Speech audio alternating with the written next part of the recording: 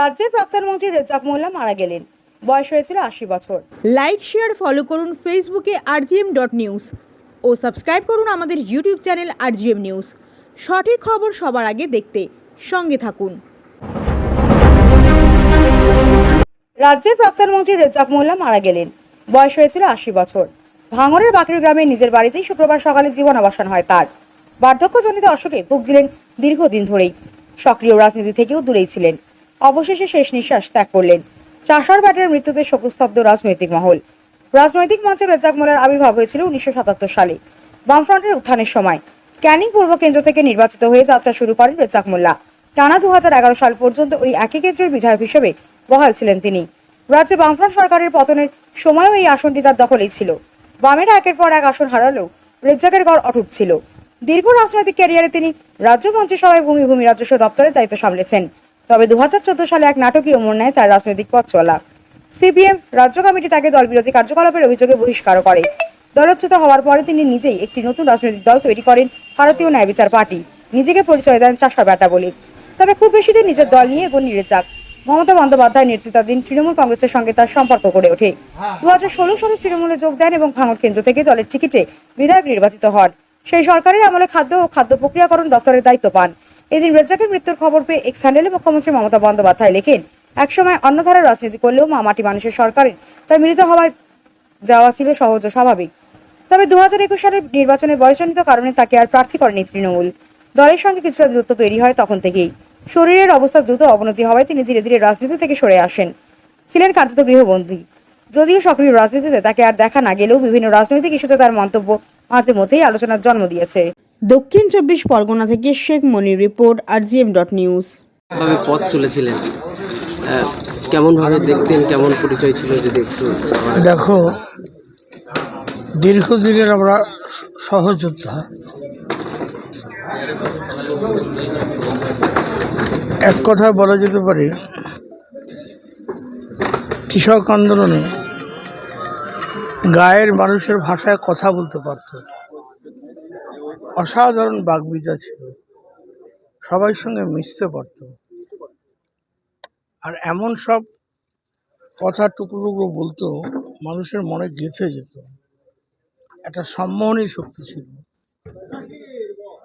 দীর্ঘদিন কৃষক আন্দোলন, একসঙ্গে মন্ত্রিসভায় থাকা, সবই একটা স্মৃতি। ওর সঙ্গে সময় কাটানো মানে মুহূর্তের মধ্যে সময় কেটে যায়। হাসি ঠাট্টা গল্প, তার মধ্যে ব্যঙ্গাত্মক রাজনীতি, রসবোধ, এসবই ছিল। তারপরে যাই ঘটনা ঘটুক না কেন, আমাদের দীর্ঘদিনের ব্যক্তিগত বন্ধুত্ব আমরা চির ধরাইনি। আমি মাঝে এসেছিলাম, দুজনে হাসাহাসি গল্প, একে অপরকে বলছিলাম কে আগে যাব। ও বলে আমি আগে যাব, আমি বলছি আমি আগে যাব। ওর থেকে আমি বয়সে ২ বছরের বড়, আমার থেকে ২ বছরের ছোট। সংবাদটা শোনা মাত্রই ব্যাকুল হলাম। দীর্ঘদিনের সহযোদ্ধা, তাকে শেষ দেখা এবং শ্রদ্ধা জানানো সামাজিক মানুষ, রাজনৈতিক মানুষ হিসেবে নৈতিক দায়িত্ব, কর্তব্যের মধ্যে পড়ে। রাজনৈতিক মতপার্থক্য থাকা সত্ত্বেও আমাদের ব্যক্তিগত সম্পর্কে যোগাযোগ কখনো বিচ্ছিন্ন হয়নি। মাঝখানে ছন্দপতন, তৃণমূলে চলে যাওয়া, তা তো ব্যক্তিগত সম্পর্ক আমরা ছিন্ন করিনি। রাজনৈতিক মতপার্থক্য থাকতে পারে। যে একটা সময় তো কৃষক আন্দোলন, সাধারণ গরিব দুঃখী মানুষের আন্দোলনে ওর তো একটা ঐতিহাসিক ভূমিকা ছিল, সেটাকে অস্বীকার করতে পারে। টেলিফোনে মাঝে মাঝে কথা হতো, ওর ছেলে বাপ্পার সঙ্গে কথা হতো, খবর নিতাম। আমি অনেক দূরে ছিলাম, মগরাহাটে। সংবাদটা পাওয়া মাত্রই মনে হলো আমার সহযোদ্ধা বন্ধুকে আগে শ্রদ্ধা নিবেদন করে বাড়ি ফিরব। দীর্ঘদিনের বিধায়ক ছিলেন, মন্ত্রিসভাতেও তিনি ছিলেন। ১৯৭২ সালে ভাঙড় থেকে নির্বাচিত হয়। পরবর্তীকালে ক্যানিং পূর্ব। প্রভাস রায় যখন সুন্দরবন দপ্তরের মন্ত্রী হয়, তখন কমরেড রেজাক রাষ্ট্রমন্ত্রী হিসেবে প্রভাতার অধীনে ছিলেন। তারপরে তো দীর্ঘদিন মন্ত্রিত্ব টানা, শেষে ভূমি রাজস্ব দপ্তরের মন্ত্রী ছিল। ভূমি সংস্কার আন্দোলনে তার একটা গৌরবজনক ভূমিকাও আছে। মূলত শিবদাস ভট্টাচার্য কৃষক আন্দোলনের নেতা সোনারপুরের রেজ্জাকরা বেশি জমি জায়গা ছিল, ওদের জমিদারও বলতে পারো। লেখাপড়া শিখেছে, শিক্ষিত যুবক, বামপন্থা আন্দোলনের প্রতি আকৃষ্ট করলো। এক্ষেত্রে মেজদার শিবদাস ভট্টাচার্যের একটা ভূমিকা ছিল। যাই হোক, শেষ দিনে বিধানসভাতে যাওয়া, প্রত্যেকেই জানেন যে দীর্ঘদিনের বিধায়ক বা মন্ত্রীরা তারা বিধানসভাতে যান, কিন্তু সরকারের পক্ষ থেকে এখনো কোনো রকমভাবে মেসেজ আসলো না। দেখুন, আজকের দিনে আমি কোনো বিতর্কিত মন্তব্য করব না, কোনো বিতর্কিত মন্তব্য আমি নেই। আমার দীর্ঘদিনের সহযোদ্ধাকে হারিয়েছি এবং শেষ শ্রদ্ধা জানাবার জন্য আসা, কোনো বিতর্কিত মন্তব্য আমি নেই। তুষার দাস।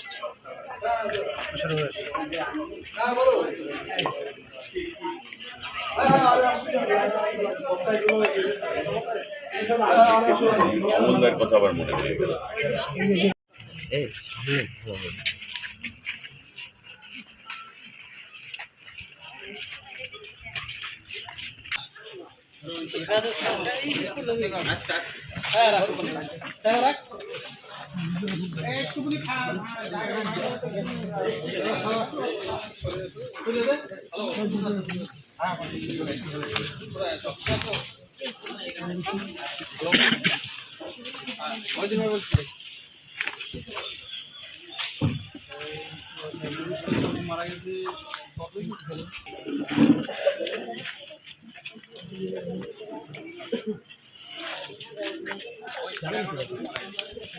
আমি স্কুলে ছিলাম, স্কুলে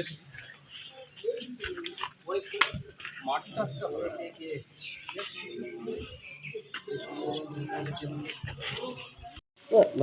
কখন আপনারা শুনলেন? আমরা খবর পেয়েছি সকাল 11টার দিকে। আমার বাবা যিনি দেখে, সে হঠাৎ করে জানালো যে এরকম ওনার মানে স্ট্রোক টাইপের হয়ে গেছে। তারপরে আমরা আমাদের এখানে ক্যামেরাতে আছে দেখে নিলাম, হ্যাঁ উনি আর কিছু কথাবার্তা বলতে পারছে না। তারপরে ওই 10:30 বা 11:30 মধ্যে হয়তো মারা টারা গেছে এরকম। তার আগে স্ট্রোক হয়ে উনি কথাবার্তা বলতে পারছিল না, 11:30টার দিকে মারা গেছে। শেষকৃত্য কখন হবে, কি সিদ্ধান্ত? শেষকৃত্য আমরা এসেছি, আমার বড় দাদা এখনও আসেনি, ও আসছে, আমাদের আত্মীয় স্বজন সবাই আসছে। এসে আমরা আশা করব, কারণ প্রচুর লোক আছে, খবর পেয়েছে, বিভিন্ন জেলা থেকে লোক আসবে। তো আমরা চেষ্টা করছি, জানিয়ে দেবো, আমরা সবাই মিলে সিদ্ধান্ত নিয়ে জানিয়ে দেবো যে কখন কী করা। দীর্ঘদিন তো অসুস্থ ছিলেন, বার্ধক্যজনিত সমস্যা তিনি ভুগছিলেন। বার্ধক্য তো ধরো 2021-এর পর থেকে উনি আর ইলেকশনে কন্টেস্ট করেনি। ভাঙড় থেকে শেষ উনি ইলেকশন কন্টেস্ট করেছিলেন। তারপরে শারীরিক অসুস্থতার জন্য ওই 81 বছর বয়স, মানে শেষকৃত্য সম্পূর্ণ বাঁকড়িতেই হবে। উনি সবসময় গ্রামেকে ভালোবাসতেন এবং গ্রামের লোকজনদের নিয়ে উনি থাকতে ভালোবাসতেন। ওনার শেষকৃত্য গ্রামেই হবে, বাঁকড়ির বাড়িতেই হবে। রাজনৈতিকভাবে কোনো যোগাযোগ? রাজনৈতিকভাবে আমরা অভিষেক ব্যানার্জি বন্দ্যোপাধ্যায়কে জানিয়েছি, সিএম ম্যাডামকে জানিয়েছি, নবান্ন থেকে সবাইকে, পার্টির যারা আমাদের মন্ত্রীরা আছেন সবাইকে জানিয়েছি। তো তারা কখন তো আসলে, আমাদের লোকাল যিনি এমএলএ আছেন শওকত সাহেবও তিনি শুনেছেন, তিনিও আসছেন। সবাই ধীরে ধীরে আসবেন, আস্তে আস্তে আমাদের পার্টির নেতৃত্ব আসবেন। তারপর আশা করছি আমরা করে আপনাদেরকে জানাবো কখন কি করব না করব। এখন আপনার বাড়ি, অফিস এবং দোকানকে সুরক্ষিত রাখুন টোটাল সিকিউরিটি সলিউশনের সাথে। আমরা বিভিন্ন নামি দামি ব্র্যান্ডের সিসিটিভি ও সিসিটিভি সংক্রান্ত যাবতীয় অ্যাক্সেসরিজ বিক্রয় করার পাশাপাশি সার্ভিসও প্রোভাইড করে থাকি। টোটাল সিকিউরিটি সলিউশন একটি নির্ভরযোগ্য প্রতিষ্ঠান যা 24/7 সার্ভিস প্রোভাইড করে থাকে। তাছাড়া এই প্রতিষ্ঠান দীর্ঘদিন ধরে যত্ন সহকারে দোকান, বাড়ি, কারখানা, school, nursing home, hotel, restaurant, শোরুমগুলিতে পরিষেবা দিয়ে চলেছে। আমাদের এখানে প্রশিক্ষণপ্রাপ্ত টেকনিশিয়ান দ্বারা কাজ করানো হয়। আমাদের ঠিকানা গার্ডেন রিচ, মেটিয়া ব্রুজ, কলকাতা 700024।